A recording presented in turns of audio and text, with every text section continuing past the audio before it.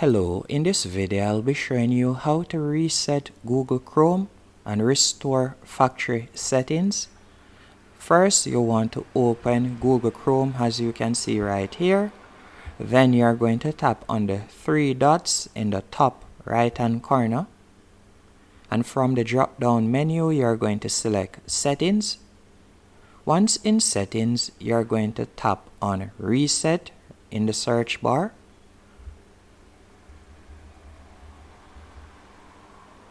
Then you're going to scroll down a bit,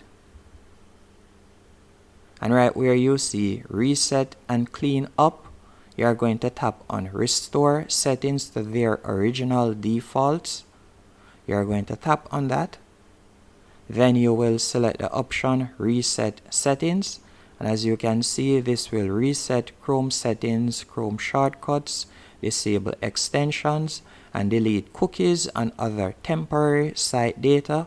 It won't delete your password, your saved passwords, as you can see right here. Bookmarks, history, and saved passwords won't be affected. And this will give your Chrome the feeling like brand new again. Hope you found this video helpful and informative. If you did, be sure to hit the like button and subscribe, and thank you for watching.